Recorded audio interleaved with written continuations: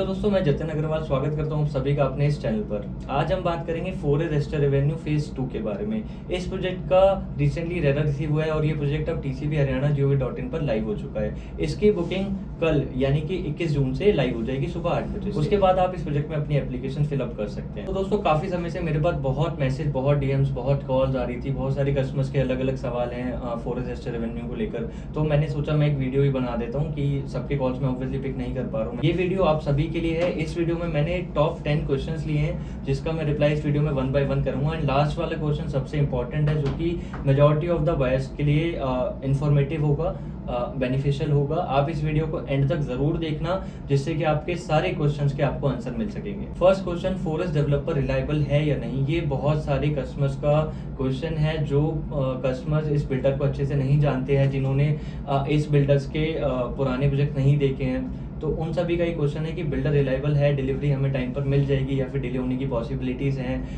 कैसा रहेगा इस बिल्डर के साथ इन्वेस्ट करना। तो उस सवाल का मैं जवाब दे देता हूँ कि फॉरेस्ट बिल्डर 2012 से गुड़गांव की मार्केट में वर्किंग कर रहा है। फॉरेस्ट डेवलपर के ऑलमोस्ट 3 से 4 लो राइज लग्जरी फ्लोर्स की टाउनशिप हैं जो बिल्डर ने डिलीवर की हुई है। जैसे मैं बात करूं सेक्टर 67 में आराध्या होम, सेक्टर 48 में अमोर फ्लोर्स, सेक्टर 63 में हमारा फ्लोर्स। तो एंड फर्दर काफी सारे ऐसे प्रोजेक्ट्स हैं। अभी इनका एक ultra luxury project sector 59 golf course extension road पर भी आया हुआ है, द ऑरम के नाम से। And Forest Aster Avenue phase 1 इनका फर्स्ट अफोर्डेबल हाउसिंग प्रोजेक्ट है। एंड सेकंड प्रोजेक्ट अभी लॉन्च हो ही रहा है, जैसे कि 21 जून से उसकी बुकिंग स्टार्ट हो जाएंगी। सो ये उनका सेकंड फेज है, बेसिकली फेज 1 का एक्सटेंशन है। सो बिल्डर बहुत ही रिलायबल है। बिल्डर ने ऑलरेडी बहुत सारी डिलीवरीज की हुई हैं। आप फेज 1 अफोर्डेबल हाउसिंग, अगर मैं हाई राइज की बात करूं, सो आप फेज 1 की कंस्ट्रक्शन भी जाकर देख सकते हैं साइट पे। 1 साल के अंदर आप ये मान लीजिए अप्रोक्सीमेटली 4 टावर्स में ऑलमोस्ट हाफ कंस्ट्रक्शन कर दी है बिल्डर ने। हाफ का सुपर स्ट्रक्चर काफी हद तक बना दिया है। कुछ टावर्स की कंस्ट्रक्शन 14 फ्लोर पे है, कुछ टावर्स की 8 फ्लोर पे है, कुछ टावर की 6 फ्लोर पे है एंड कुछ टावर की 2nd फ्लोर पे है। तो इन्होंने basement, stele and further construction 1 साल के हिसाब से बहुत ही स्पीडली किया। इस क्वेश्चन का आंसर यही है, ये बिल्डर बहुत रिलायबल है। बिल्डर के पास कोई फंडिंग का इशू नहीं है एंड कंस्ट्रक्शन क्वालिटी भी बहुत अच्छी है। तो बढ़ते हैं सेकंड क्वेश्चन के ऊपर। सेकंड क्वेश्चन है कि इस प्रोजेक्ट के ऊपर से हाई टेंशन वायर जा रही है, तो उससे फैमिलीज को कोई इशू तो नहीं होगा, फर्दर इसकी एप्रिसिएशन में कोई इम्पैक्ट तो नहीं पड़ेगा। इस तरीके के क्वेश्चन है कस्टमर्स। काफी लोगों का क्वेश्चन ये भी है कि हाई टेंशन की जो टावर है, आपका जो पिलर है बेसिकली, वो प्रोजेक्ट के लैंड के अंदर ही है। तो मैं वो भी क्लियर कर देता हूँ। इसमें हाई टेंशन वायर बिल्कुल जा रही है, बट पिलर है वो आपका ग्रीन बेल्ट एरिया के अंदर आता है, जिससे इस प्रोजेक्ट का पर्टिकुलरली कोई लेना देना नहीं है। बाकी जो उसकी वायर्स हैं वो नो डाउट प्रोजेक्ट के ऊपर से जाती हैं, बट वो लेफ्ट हैंड साइड कॉर्नर से जाती है। और जहां से भी वो वायर जा रही है उस जगह पे बिल्डर ने नीचे ग्रीन एरिया, ओपन एरिया छोड़ा हुआ है। बात करें हाई टेंशन वायर से कितना डिस्टेंस है टावर्स का, तो हाई टेंशन वायर जब प्रोजेक्ट के अंदर से जाती है तो सबसे क्लोजेस्ट वो टावर 1 से ही होके जाती है। उसके बाद वो डिस्टेंस ऐसे करके बढ़ता जाता है, वो हाई टेंशन वायर आपकी प्रोजेक्ट से बाहर निकल जाती है। तो जो टावर 1 से अगर मैं हाई टेंशन वायर के डिस्टेंस की बात करूं, एज पर नॉर्म्स 200 फीट्स का आपका डिस्टेंस होना मैंडेटरी है। बिल्डर ने यहाँ पे टावर 1 से जो क्लोजेस्ट है आपके हाई टेंशन वायर से 276 मीटर्स का डिस्टेंस छोड़ा हुआ है, जिससे कि रेजिडेंशियल लोगों को जो सोसाइटी में रहेंगे उनको किसी भी तरीके की कोई हेल्थ इश्यूज ना हो, फर्दर कोई और भी इशू ना फेस करना पड़े। सो बढ़ते हैं तीसरे क्वेश्चन की तरफ। ये सबसे इंपॉर्टेंट एंड सबसे कॉमन क्वेश्चन है। सभी कस्टमर ये जानना चाहते हैं इस प्रोजेक्ट में कितनी एप्लीकेशन आना एक्सपेक्टेड है। अगर मैं बात करूं इसके पास्ट बैकग्राउंड की, सो जैसा आप लोगों ने देखा था, आप लोगों को पता होगा फेज 1 के अंदर इस प्रोजेक्ट में अप्रोक्सीमेटली 52,000 एप्लीकेशंस आई थी। तो एक्सपेक्टेड है कि पुराने लोग जिन्होंने फेज 1 में अप्लाई किया था और जो नए कस्टमर्स हैं जो अभी फेज 2 में अप्लाई करेंगे फर्स्ट टाइम, सो इन दोनों के ही रेशो को देखते हुए एक्सपेक्टेड है अप्रोक्सीमेटली 80 to 1 लाख एप्लीकेशन आने की उम्मीद है इसके अंदर। सो इतना आसान नहीं होगा अलॉटमेंट निकलना, बट आप ये चीज़ मेक श्योर करें आप इसमें मल्टीपल एप्लीकेशंस अप्लाई करें और अप्लाई करना ना भूलें। ये बहुत ही अच्छा प्रोजेक्ट निकल के आएगा आफ्टर डिलीवरी, तो आपको ये प्रोजेक्ट बिल्कुल भी मिस नहीं करना है। सो बढ़ते हैं मार्केट के सबसे कॉमन क्वेश्चन की तरफ, जिसके बारे में आपको जानना सबसे इम्पोर्टेंट है। ये एक स्कैम अलर्ट है कि काफ़ी कस्टमर मुझसे पूछते हैं कि जतिन जी काफ़ी लोग मार्केट में मुझे कंफर्म अलॉटमेंट ऑफर कर रहे हैं जनरल एप्लीकेशन में, even in management quota also, कि उन लोगों के पास काफ़ी कॉल्स आ रही हैं कि आपको 2 लाख, 4 लाख, 5 लाख, 10 लाख, 20 लाख में आपको हम कंफर्म अलॉटमेंट दे देंगे, हमारी टीसीपी में सेटिंग है, हमारी बिल्डर के साथ सेटिंग है, हमारा ये है, हमारा वो है। तो जतिन जी हमें इसमें कंफर्म अलॉटमेंट मिल सकती है नहीं मिल सकती है, तो मैं आपको क्लियर कर देता हूँ, ऐसा कुछ भी नहीं होता है। ये सब एक मिथ है, ये सब एक मिसकंसेप्शन है कि आपको किसी भी अफोर्डेबल हाउसिंग में कंफर्म अलॉटमेंट मिल सकती है। There are only two ways. First is general application, another one is management quota only. बीच में कोई भी आपसे कुछ भी पैसे मांगे और आप उसे पैसे दें तो ये आपकी अपनी जिम्मेवारी है। उनके पास कोई भी ऐसा तरीका नहीं है कि वो आपकी अलॉटमेंट को सिक्योर करने में आपकी हेल्प कर पाए। वो जस्ट आपसे पैसे ले लेंगे, फर्दर आपको अगर आपका निकल गया फर्दर सो उनकी कमाई हो जाएगी, नहीं निकला तो सर गलती हो गई, बहुत सारी एप्लीकेशन दी है, 1000 ऑफ एक्सक्यूजेज हैं, तो आपका वो पैसा आपको रिफंड कर देंगे या अदरवाइज आपको पैसा मिलेगा ही नहीं। तो इस स्कैम से दूर रहें। कोई भी आपसे कहे कि 2-5 लाख में आपको ये चीज़ करा देंगे, ये चीज़ करा देंगे, तो आप उन्हें दूर से ही नमस्ते कर दीजिएगा। सो बढ़ते हैं छठे क्वेश्चन की तरफ। ये क्वेश्चन है कि आफ्टर पॉलिसी अपडेट, जब से अफोर्डेबल हाउसिंग के रेट रिवाइज हुए हैं, पॉलिसी का अपडेट आया है कि पार्किंग अवेलेबल हो गई है, तो इस प्रोजेक्ट के अंदर पार्किंग अवेलेबल है या नहीं। तो मैं आपको यहाँ पे क्लियर कर देता हूँ, इस प्रोजेक्ट में पार्किंग बिल्कुल अवेलेबल है। इसमें बेसमेंट है, -1 लेवल का, स्टिल 2 व्हीलर्स पार्किंग है एंड ओपन कार पार्किंग भी है। तो इस प्रोजेक्ट में जनरल एप्लीकेंट्स को एंड मैनेजमेंट कोटा के एप्लीकेंट्स को दोनों को ही पार्किंग मिलेगी, जिसकी कॉस्ट फ्लैट कॉस्ट की 10% रहेगी। अप्रॉक्सीमेटली 36.5 लाख का आपका अपार्टमेंट है तो 3,60,000 समथिंग आपकी इसकी पार्किंग की कॉस्ट होगी, जो कि आप आफ्टर अलॉटमेंट परचेज कर सकते हैं। 7वां क्वेश्चन है कि इस प्रोजेक्ट के बाद कितने और अफोर्डेबल हाउसिंग प्रोजेक्ट्स आ रहे हैं, कितने लाइनअप में हैं, कितने अपकमिंग हैं, इसमें अप्लाई करें, इसमें नहीं मिला तो हमारे पास अनदर कौन से ऑप्शन है कि हम जहाँ पे अप्लाई कर सकते हैं। तो मैं आपको क्लियर कर देता हूँ, नियरेस्ट गुड़गांव की क्लोज प्रॉक्सिमिटी में, इवन सोहना के अंदर भी टूवर्ड्स गुड़गांव वाला जो एरिया है, इस एरिया के अंदर और कोई भी अफोर्डेबल हाउसिंग प्रोजेक्ट नहीं आने वाला है। इस बात को आप गांठ बांध लीजिए। अगर आपने ये प्रोजेक्ट मिस किया या इसमें आपको अलॉटमेंट नहीं मिली तो ऐसा कोई भी ऐसा और प्रोजेक्ट नहीं है जो कि आपको गुड़गांव एंड सोहना की अच्छे सेक्टर्स, अच्छी लोकेशन जो हाईवे के पास है या क्लोज टू गुड़गांव प्रॉक्सिमिटी में आता है, ऐसा कुछ भी देखने को नहीं मिलेगा। फर्दर जो भी अपकमिंग प्रोजेक्ट्स हैं वो टूवर्ड्स नूह, टूवर्ड्स तावड़ू, टूवर्ड्स आपका Bhiwadi, towards Jhajjar, towards Pataudi, towards Farrukhnagar, इन्हीं एरियाज में देखने को मिलेंगे। बिकॉज गुड़गांव की आज की डेट में लैंड कॉस्ट बहुत ज़्यादा हाई हो चुकी है, बिल्डर्स उसको अफोर्डेबल हाउसिंग के लिए परचेज करके अफोर्ड नहीं कर पाएंगे।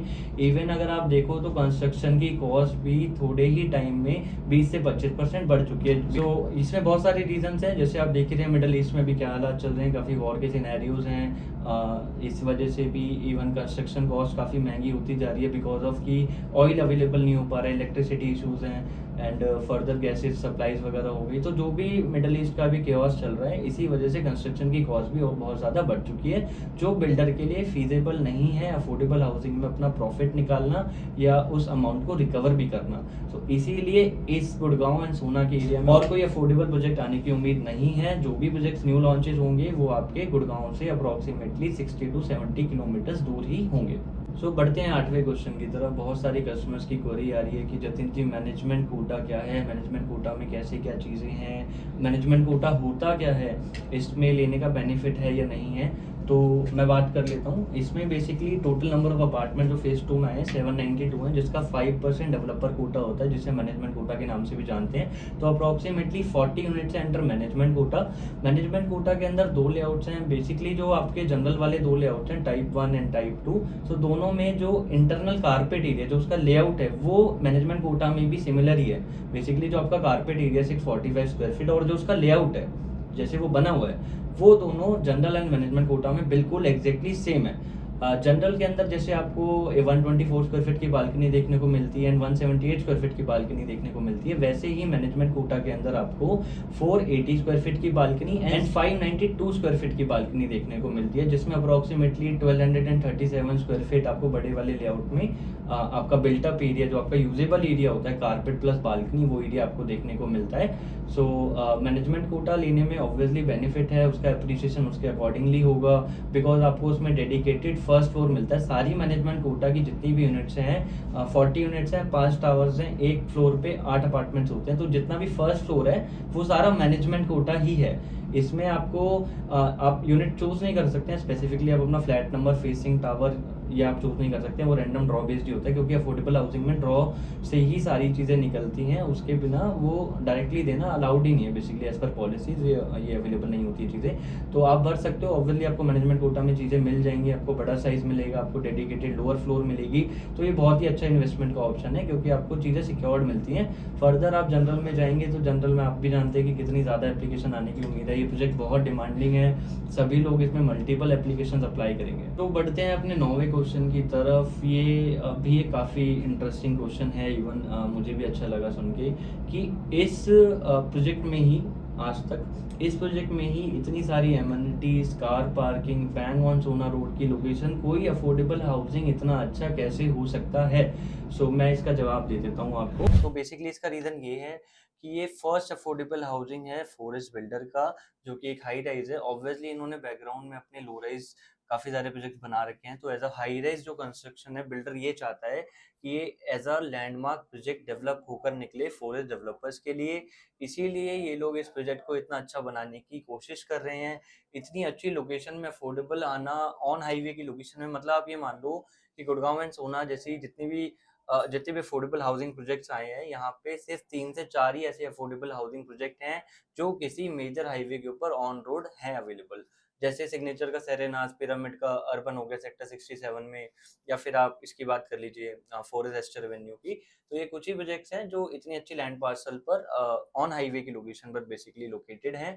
तो इसीलिए बिल्डर ट्राई कर रहा है कि इसके अंदर जितनी अच्छी एमिनिटीज आपको दे पाए, जितनी अच्छी फैसिलिटी, जितनी अच्छी कंस्ट्रक्शन वो लोग कर पाए, वो लोग अपना करें और इस प्रोजेक्ट को बहुत अच्छा अफोर्डेबल हाउसिंग प्रोजेक्ट बनाएं। काफ़ी कस्टमर्स के ये भी क्वेश्चंस आ रहे हैं मेरे पास कि जतिन इसमें मैनेजमेंट कोटा लें या फिर हम गुड़गांव में कोई ready to move in affordable housing project ले लें, because ready to move in housing Gurgaon के अंदर बात करें न्यू गुड़गांव की स्पेसिफिकली, सो न्यू गुड़गांव में आपको देखने को मिल जाती है अराउंड 60 to 70 लैक्स, कुछ थोड़े लोअर प्रोजेक्ट्स में या थोड़ी अच्छी लोकेशन वाले प्रोजेक्ट में आपको अराउंड 80 लाख रुपीस की रेंज में 2 BHK देखने को मिल जाता है। 3 BHK की बात करें तो अराउंड 85 से लेकर 1 CR 1.10 में भी किसी में चला गया हो प्राइस, तो 90-95 is standard for 3 BHK affordable housing में, जो आपको रेट टू मूव इन में मिल जाता है।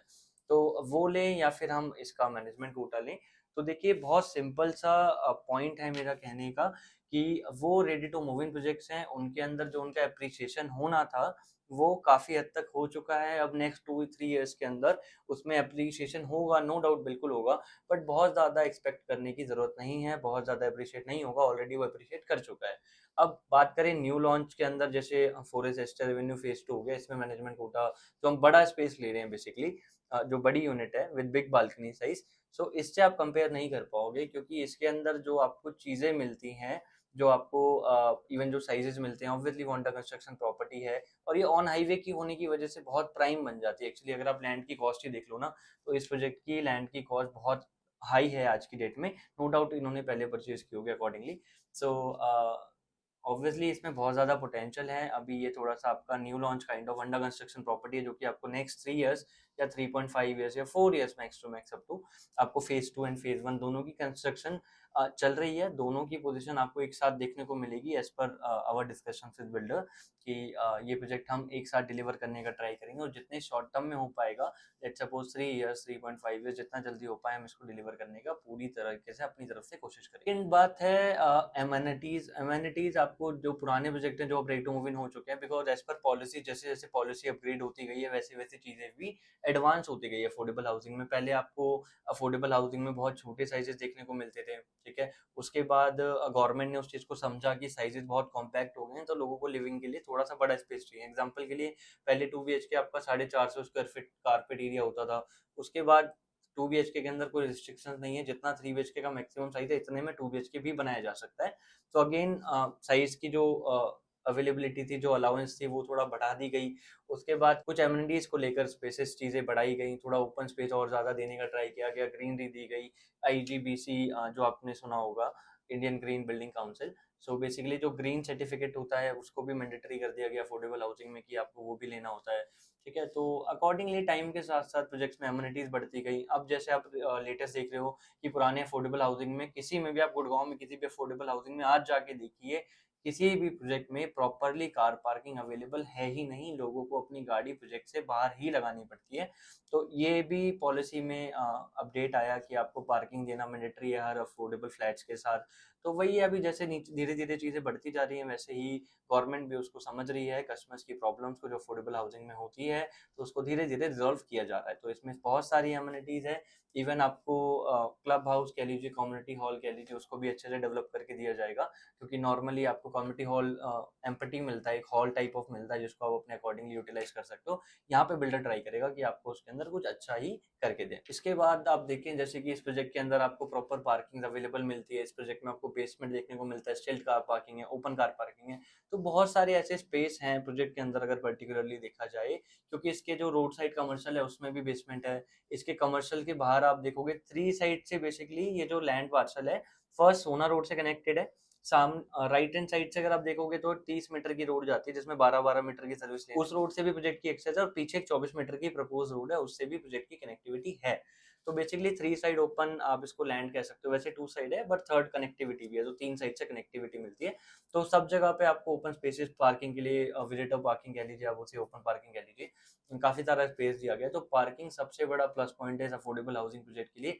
जब से पॉलिसी आई है उसके बाद से यही ऐसा प्रोजेक्ट है जिसमें आपको बेसमेंट देखने को मिलता है और प्रॉपर्ली आपको कार पार्किंग देखने को मिलेगी, जिसकी कॉस्ट एडिशनल होगी। As per policy flat cost का 10% आपको एज अ पार्किंग पे करना होता है। तो जो भी चार्जेस रहते हैं फर्दर, उसके अकॉर्डिंगली आप कार पार्किंग परचेज कर सकते हो। पुराने अफोर्डेबल प्रोजेक्ट्स में जो अभी डिलीवर्ड हो चुके हैं, उनको मैं पुराने इसलिए बोल रहा हूँ बिकॉज वो 4 साल पहले लॉन्च हुए थे या 5 साल पहले लॉन्च हुए होंगे, ठीक है। तो उनके अंदर एमिनिटीज नहीं थी, जैसा मैंने बताया। उन प्रोजेक्ट्स के अंदर पावर बैकअप अफोर्डेबल हाउसिंग में वैसे नहीं होता है, जनरली आपकी नॉलेज के लिए बता देता हूँ। तो इस प्रोजेक्ट में आपको पावर बैकअप भी देखने को मिलेगा। इसके अलावा आपको इस प्रोजेक्ट के अंदर हर एक टावर में 3 हाई स्पीड लिफ्ट देखने को मिलेंगी, बिकॉज अगर आप देखो टावर्स की हाइट तो 19 एंड 25 फ्लोर्स है, तो ऑब्वियसली जितनी ज्यादा हाइट होती है उसके अकॉर्डिंगली लिफ्ट भी प्रोवाइड करनी पड़ती है।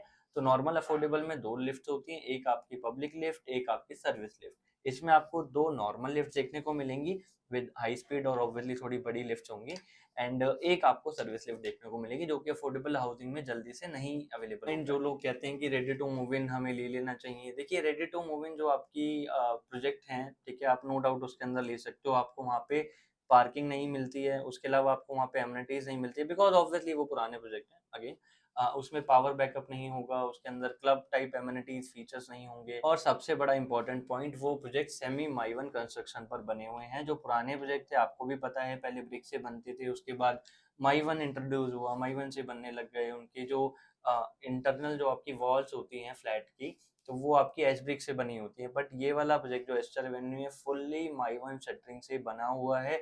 इसकी एक एक दीवार सीमेंटेड होगी, चाहे वो इसकी इंटरनल वॉल हो, चाहे वो इसकी बाहर की वॉल हो, जिसकी वजह से प्रोजेक्ट की लाइफ बहुत ज़्यादा इंक्रीज हो जाती है।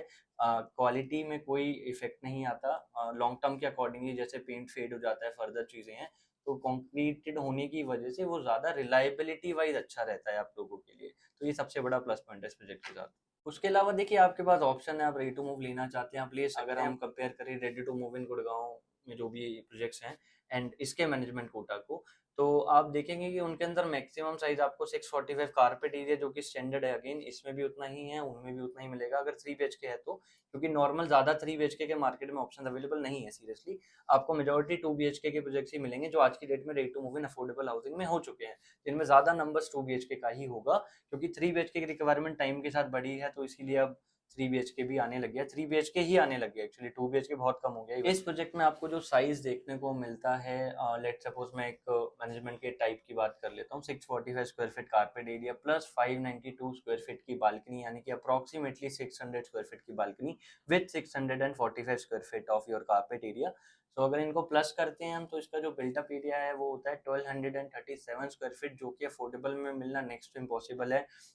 ऐसी बहुत ही लिमिटेड यूनिट्स होती हैं जो कि मैनेजमेंट कोटा में बेसिकली जो बड़ी बालकनीज, जो बड़े प्राइवेट डेस्क आपको ऑफर करते हैं, हर एक प्रोजेक्ट में इतनी बड़ी बालकनी का प्रोविजन नहीं होता है। मैक्सिमम अफोर्डेबल हाउसिंग में, अगर मैनेजमेंट की भी मैं बात करता हूँ, जो स्पेशल यूनिट्स में जिनको रेफर करना चाहूँगा, बोलना चाहूँगा कि उनके अंदर भी 100, 150, 200, 250, 300 स्क्वायर फीट तक के ही मेजोरिटी साइजेस होते हैं, मैक्स टू मैक्स 400 में भी किसी में अवेलेबल हो तो हो। अदरवाइज इस प्रोजेक्ट में आप देखोगे 480 square feet and 592 square feet के लेआउट से है। इवन इसमें एक लेआउट है जिसमें 975 स्क्वायर फीट की भी बालकनी है, बट वो अगेन सब्जेक्ट टू अवेलेबिलिटी वाली बात है। तो ये ऑप्शन मिलते हैं। इतनी बड़ी बालकनीज में आपका जितना आपका फ्लैट एरिया है, अगर मैं बात करूँ 600 स्क्वायर फीट बालकनी वाले लेआउट की, तो उतना ही एरिया आपको एडिशनल मिल जाता है। मैं आपको एक एग्जांपल के थ्रू बताता हूँ कि जो जनरल अपार्टमेंट है उसमें आपको अप्रोक्सीमेटली जैसे 645 carpet area and 124 square feet की बालकनी हो गई, तो इसका जो टोटल अगर मैं गज में बात करूं तो आपको अराउंड अराउंड 83 टू 85 गज के आसपास का अपार्टमेंट मिलता है। अगेन मैनेजमेंट कोटा के अंदर जो बड़ी बालकनी आपको जो एडिशनल मिल रही है, अगर उसके स्पेस को मैं कैलकुलेट करता हूँ तो अप्रोक्सीमेटली 52 स्क्वायर यार्ड, 52 गज आपको एक्स्ट्रा स्पेस मिलता है मैनेजमेंट कोटा के अंदर। तो बेसिकली जो आपका जनरल अपार्टमेंट 80 से 85 गज का है, वो यहाँ पे आपको 130 गज से ऊपर का स्पेस ऑफर करता है। तो अगर आप रेटू मूविंग देखते हो गुड़गांव में 2 BHK 3 BHK max to max उसमें आपको 80 से 85 गज का स्पेस ही मिलेगा, बट इस प्रोजेक्ट में आपको 130 गज का स्पेस मिल रहा है, यानी कि 52 गज आपको एक्स्ट्रा मिल रहा है। तो उसकी भी कुछ वैल्यू है ऑब्वियसली। जितना ऑब्वियसली आपकी फैमिली ज्यादा एंजॉय कर पाएगी स्पेस को, ज्यादा अच्छे से लिवेबल होगा। अच्छी फैमिली है, लेट्स सपोज 3-4 लोगों की फैमिली है, 5 लोगों की फैमिली है, तो वो मैनेजेबल रहेगा ऑब्वियसली, क्योंकि स्पेस आपको ज्यादा मिलता है।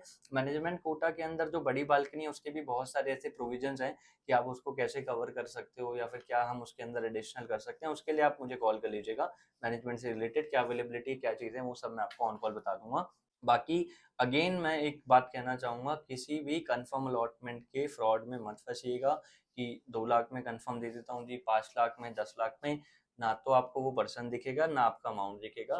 तो इससे सावधान रहें, सतर्क रहें, इस चीज़ों में ना पड़ें। सब फेक कमिटमेंट्स है, किसी के पास कोई अथॉरिटी नहीं है कि वो आपकी अलॉटमेंट से रिलेटेड किसी भी तरीके की कोई आपकी हेल्प कर पाए। ठीक है, तो आपके पास सिर्फ 2 ही वेज हैं, या तो जनरल एप्लीकेशन या तो मैनेजमेंट कोटा।